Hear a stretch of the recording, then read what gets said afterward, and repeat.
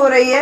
तो सबसे पहले तो जिस मीटिंग हॉल जहाँ पे ये बना, जहाँ पे जिस मीटिंग हो रही है, ये जो मीटिंग हॉल है आपका ये बना हुआ, ये आप मुझे बता सकते हैं कि किसने बनवाया है, किसकी सरकार में बना है? बहन जी की सरकार में। बहुत अच्छी बात है, ये आप याद रखिए कि ये बहन जी की सरकार में बना है। आपको मालूम है कि हर गाँव में माननीय बहन जी के द्वारा इस प्रकार का हॉल जो बनवाया था, इसके पीछे क्या कारण था? क्या कारण था?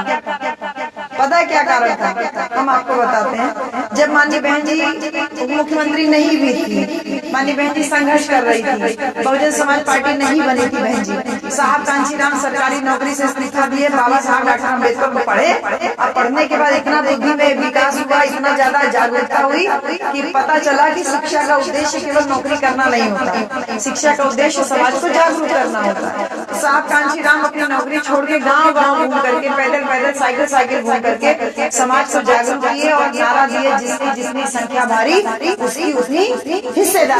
और उसी दौरान जब माननीय बहन जी का साथ हमको मिलता है, तो माननीय बहन जी को मीटिंग जब साथ में होती थी साहब कांशीराम की, तो पहले जहाँ मीटिंग में 1000, 2000, 5000 लोग आते थे, माननीय बहन जी ने जब साथ में साहब कांशीराम के काम करना शुरू किया, तो वही भीड़ तब्दील हो गई 10,000, 20,000, 50,000, लाखों लाखों की संख्या में। तो उसी दौरान जब माननीय बहन जी की सहारनपुर में बड़ी मीटिंग चल रही थी, तो उस मीटिंग में कुछ लोगों ने कहा, माननीय बहन जी के कान में पड़ी ये बात कि लोग कह रहे थे कि अगर उसकी मीटिंग में गए, अगर तुम माननीय बहन जी यानी मायावती जी की मीटिंग में गए, तो तुम्हारे गांव का सड़क बंद कर देंगे, यानी जो मेड़ भी मिल रही है तुमको जाने के लिए बड़ी बिरादरी के लोगों का, तो तुम्हारा मेड़ तक बंद कर देंगे। ये बात माननीय बहन जी के कानों में पहुंची, और फिर जब साहब कांशीराम ने नारा दिया, जिसकी जितनी संख्या भारी उसकी उतनी हिस्सेदारी, उस हिस्सेदारी को लेने के लिए साहब ने जब अगला नारा दिया, वोट हमारा राष्ट्र हमारा, नहीं चलेगा नहीं चलेगा, यानी जब संख्या हमारी ज्यादा तो वोट भी हमारा ज्यादा होगा, तो वोट हमारा, राज किसी और का नहीं चलेगा। इस एक नारे ने पूरी राजनीति को बदल दिया। और जब साहब कांशीराम 1984 में बाबा साहब की जयंती वाले दिन 14 अप्रैल 1984 को, यानी आज से ठीक 41 साल पहले बहुजन समाज पार्टी बनाते हैं, और माननीय बहन जी के नेतृत्व में उस काम को आगे जब बढ़ाते हैं, कारवा को आगे बढ़ाते हैं, और 1995 को, यही जून का महीना चल रहा था, यही 1995 को जून के महीना में 3 जून को जब बहन जी पहली बार मुख्यमंत्री बनती है, तो सबसे पहला काम यही करती है कि जो कान में बात गई थी ना, मेड़ बंद कर देंगे, सड़क बंद कर देंगे, बहन जी ने कहा अच्छा सड़क बंद करोगे, जो लोग हमारी मीटिंग में आएंगे तुम उनका सड़क बंद करोगे, तुम्हारी हिम्मत कैसे सड़क बंद करने की। बहन जी ने सबसे पहली योजना जो लागू की पहली बार की सरकार में 1995 को, वो थी अम्बेडकर ग्राम योजना, और अम्बेडकर ग्राम योजना के तहत हम लोग के दरवाजे दरवाजे बहन जी हमन के दुआरे दुआरे आरसीसी रोड पहुंचाए। तो ई मनसा रहा बहन जी के कि जे मेड़ बंद करे के दावा करत है, तेके जवाब देवे खातिर बहन जी दुआरे दुआरे तकले आरसीसी का रोड पहुंच गए। अब देखा अगर बहन जी के आदेश हो गए, तो जे देवे वाला हो तेहू के देवे के पड़ी, और जे ना देवे वाला है तेहू के देवे के पड़ी। भाई सड़क बनावे खातिर जमीन तो ऑक्यूपाई होई ना, जमीन का अधिग्रहण होगा ना सरकार के द्वारा, तो जिसने दिया उसने भी, जिसने नहीं दिया उसको भी सरकारी आदेश में देना पड़ा, दरवाजे दरवाजे पक्की आरसीसी रोड पहुंची। और उसी दौरान माननीय बहन जी के कान में ये भी बात पहुंची कि हम लोगों की चमरोटी में वैसे भी दक्षिणावा जहाँ हवा बहती थी, जहाँ दूध बहाया जाता था, वहाँ हम लोगों की बस्ती होती, तो बारिश वारिश हो जाए, बारात वारात होने के घर का हम लोगों के पास व्यवस्था नहीं होता था। तब बहन जी को इस दिमाग में आया कि अगर हम हर गांव में इस तरीके का एक भवन निर्माण कर दें, तो कम से कम गांव और आसपास के लोगों की अगर बारात आए, तो अगर बारिश हो रही, गर्मी हो रही, उनको रुकने के लिए कोई परेशानी नहीं होगी। तो ये भवन देख करके मुझे माननीय बहन जी का वो निर्देश याद आया कि हर गांव में इस तरीके का एक सामुदायिक भवन बनना चाहिए, पंचायत भवन बनना चाहिए, जिससे कि बारातियों के रुकने के लिए या कोई भी अगर अपने गांव में कोई फंक्शन हो जाए, कोई समारोह हो, तो उसमें कम से कम आप लोग यहाँ बैठ करके उसका आयोजन कर सकते हैं। तो एक बड़ा हॉल, इसके साथ शौचालय बना दिया, नहाने वाला कमरा बना दिया, और एक छोटा सा कमरा जिसमें खाने होने और छोटा छोटा रूम, मतलब 2 रूम का व्यवस्था ये पीछे बगल में कर दिया। इतनी बड़ी सोच बहन कि गांव में रहने वाले व्यक्ति के के बारात आए उसको कोई परेशानी ना हो, उसको कोई आयोजन करने में दिक्कत ना हो, उसके लिए माननीय बहन जी ने गाँव गाँव सामुदायिक भवन बना दिया। इतना कोई सोच सकता है? कोई सोच सकता है? और वही बहन जी जो 3 जून 1995 को यानी ठीक 11 साल बाद मुख्यमंत्री बनी, लेकिन वो राह आसान नहीं थी। प्यारे नौजवान बच्चों, जो अभी आपको बूथ सचिव और ये बनाया गया है, 17-18 साल के हमारे नौजवान बच्चे हैं, आपको ये सारा क्रम बहुत अच्छे से याद होना चाहिए कि 3 जून 1995 को तो बहन जी मुख्यमंत्री बनी, लेकिन उसके ठीक 24 घंटा पहले बनी, यानी 2 जून 1995 को क्या हुआ था, एक बहुत बड़ी घटना हुई थी। बहन जी मुख्यमंत्री ऐसे ही नहीं बन पाई थी। क्या हुआ था, 1995 को बहुजन समाज पार्टी के कुछ विधायक चुन के आए थे, तो माननीय मुलायम सिंह यादव जी की पार्टी को यानी समाजवादी पार्टी को हम लोगों ने समर्थन देकर सरकार बनवाई। तो हमारी 18 महिलाओं के साथ अलीगढ़ में उनके साथ में गलत काम हुआ। बहन जी 18 औरतों को जला करके मार दिया गया। साहब कांशीराम ने कहा हमारे समर्थन से सरकार बनी है, यानी हमारी सरकार है भाई, जेके हम समर्थन कैले हैं, एक मतलब हमारा सरकार बा।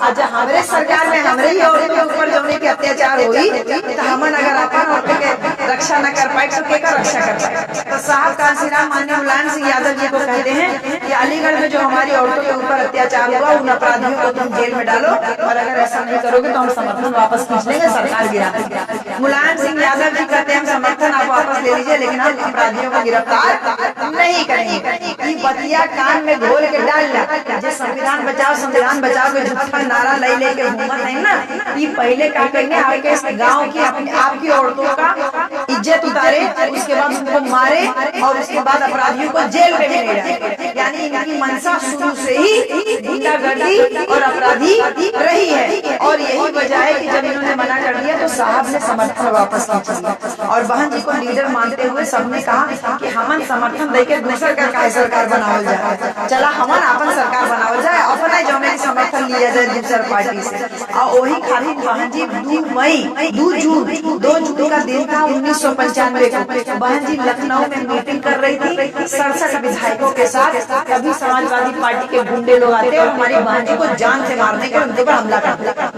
अचानक से हमला हो जाता, हमारी बहन जी को समझ में नहीं आता कि क्या करें, और 67 विधायक लोग होते हैं, और भाई हमला होता तो सबके ऊपर हुआ, हमारी बहन जी का कपड़ा उपड़ा सब तहस नहस कर देते हैं। लेकिन कुछ लोग उसी में होते हैं जो भला चाहने वाले समाज के रहते हैं, वो हमारी बहन जी को चारों तरफ से घेर लेते हैं, और उसी घेरे में छुपा के ले जाकर के उस गेस्ट हाउस का सबसे अंदर वाली कोठरी में ले जाकर के उनको बंद कर देते हैं और सुरक्षित कर देते हैं। 4 घंटा तांडव चलता है समाजवादी पार्टी के गुंडे हमारी बहन जी को मारने के लिए। 4 घंटा रात के 10 बजे से 2 बजे तक लगातार प्रयास होता है कि बहन जी को मार दिया जाए।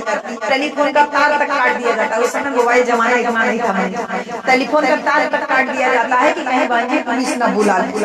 रात 2 बजे के बाद जैसे तैसे राष्ट्रपति भवन सूचना होती है कि उत्तर प्रदेश में इतना बड़ा कांड हो रहा है कि वहाँ पे एक राष्ट्रीय जो नई पार्टी बन रही है, बहुजन समाज पार्टी, जो कि जिसके राष्ट्रीय अध्यक्ष साहब कांशीराम है, और बहन मायावती जी जो आगे सरकार बनाने की तरफ अग्रसर है, उनके ऊपर जानलेवा हमला हुआ। तो आनंद में रात में पुलिस आती है, बहन जी को बचाया जाता है। अब सोचा सांझी के जगह ऊपर हमला हो जाए, रात भर जो कमरा में अपन जान बचा के बैठा हुए, देखे अगले दिन मौका मिला उनके, और मुख्यमंत्री पद का शपथ लेती है 3 जून 1995।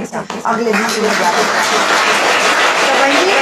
रात 2 बजे से लेके रात के 2 बजे तक पुलिस नहीं आई थी। अब सोचिए बहन जी 24 घंटा नहीं बीता है, हमारी बहन जी मुख्यमंत्री पद का शपथ ले लेती है। ऐसे ही थोड़ी उनको आयरन लेडी कहा जाता है, जेके ऊपर रात्रि के हमला हो जाए तो वैसे हदस जाला।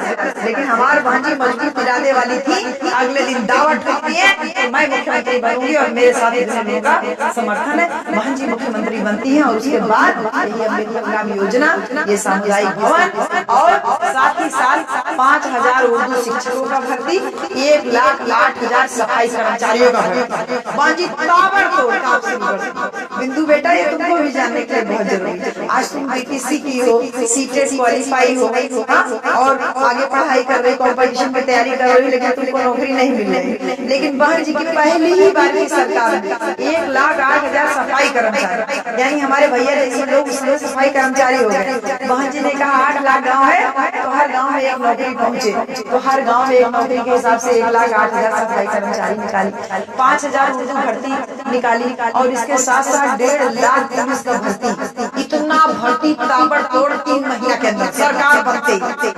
तो जिसके समर्थन से सरकार बन रही थी उनके पेट में दर्द होने लगा कि अगर इतना नौकरी बटी तो हमन के हलवाई के करी, हमन के खेत के गोड़ी, हमन के घास के काटी, तो हमन के काम धंधा के करे वाला रही। भाई सब जने नौकरी करिए, सब जने पढ़िए, तो हमन के काम के करी। तो तुरंत उस समर्थन वापस ले 4 महीना 13 दिन की पहली बार की सरकार बनी। ये जो हमारे सेक्टर अध्यक्ष हैं, आप भी घटनाक्रम को याद रखिए, और जितने बूथ के पदाधिकारी बनाए गए हो आपको भी इसको डे वाइज आपको याद रखना है।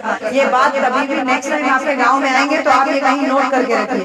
बहुजन समाज पार्टी की जब जब मीटिंग हो, जो भी आपके पदाधिकारी हो, एक चाहे रजिस्टर बना लो, चाहे डायरी बना लो, चाहे एक छोटा नोटबुक बना लो, उसमें ये सारा घटनाक्रम याद रखो, ताकि से तुमसे कभी कोई चीज पूछे तो तुमको पता तो चले कि तुम्हारी बहन जी ने तुम्हारे लिए क्या किया, हमारे समाज के लिए क्या किया है।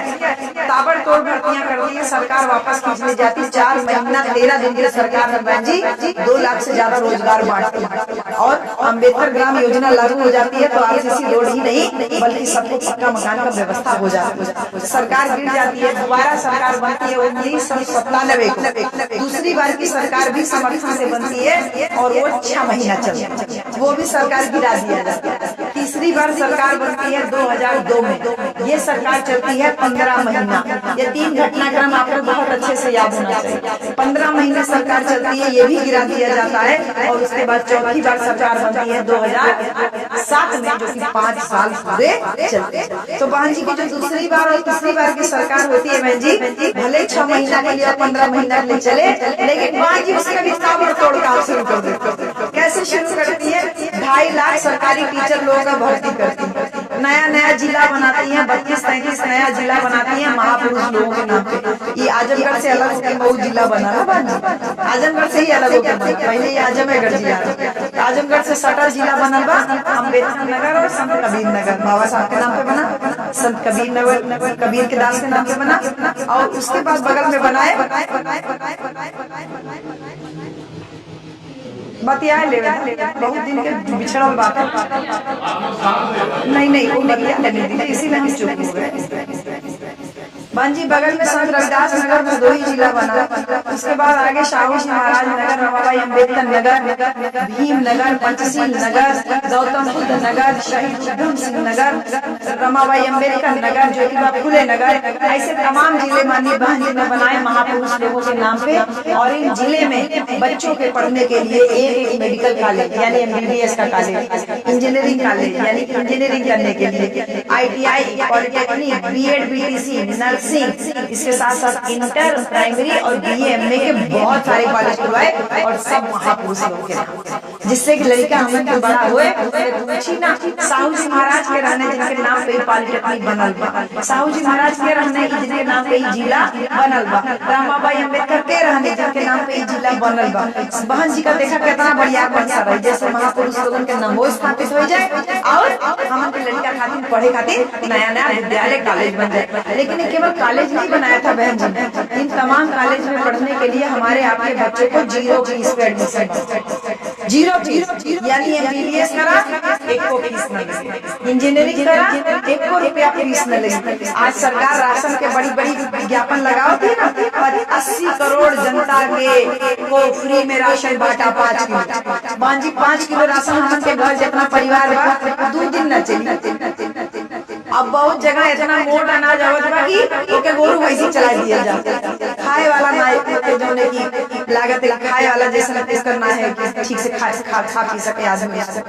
तो राशन की बात कभी बहन जी ने नहीं कही हम फ्री में राशन देंगे, लेकिन बहन जी ने हमेशा ये बात कहा कि हम आपको फ्री में एजुकेशन देंगे। अगर फ्री में एजुकेशन पाओगे, अपने पाँव पे खड़े रहोगे, तो 1 महीना की तनख्वाह में साल भर का राशन खरीदने की हैसियत हो जाएगी। बहन जी सबके हाथ के सामने खटोरा तो नहीं थमा दिया कि जाओ फ्री में राशन लो, लाइन लगा के लो, मार करके लो। तो बहन जी ने स्वाभिमान से जीना सिखाया, बहन जी ने फ्री में हम लोगों को पढ़ना सिखाया कि पढ़ो और पढ़ के आगे बढ़ो।